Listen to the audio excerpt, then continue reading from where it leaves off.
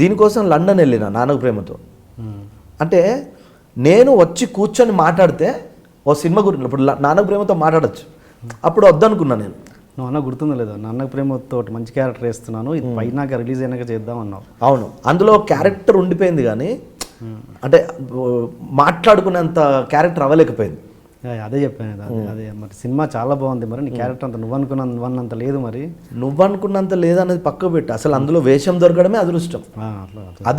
అది ఫీల్ అవుతుంది కదా. ఎందుకంటే జనరల్గా సుకుమార్ గారి టీంలో అందరూ ఈ క్యారెక్టర్ ఎవరైనా కొత్త వాళ్ళు చేస్తే బెటర్ సార్, తాగుబోతు రమేష్ చేస్తే రెగ్యులర్ కదా, అన్ని తాగుబోతు క్యారెక్టర్లు ఇప్పుడు ఈయన సూట్ గిట్ వేసి స్టైల్గా మాట్లాడితే ఎంతవరకు కరెక్ట్ అంటే, అప్పుడప్పుడు సార్ని కలిసిన ప్రతిసారి చెక్కిలిగింత టైంలో తర్వాత ఎప్పుడన్నా కలిసిన ప్రతిసారి అరే నువ్వు చాలా డెవలప్ అయినవురా, నువ్వేంట్రా స్టార్ కమెడియన్ ఇలాంటి సార్ అంటాడు నా మీద ఇష్టంతో. సార్తో నేను ఎప్పుడైనా రెగ్యులర్ అవుతుంది సార్, ఏదైనా డిఫరెంట్ చేయాలి అంటే, లేదురా టైం వస్తారా దానికి కూడా అంటూ ఉండేటోడు.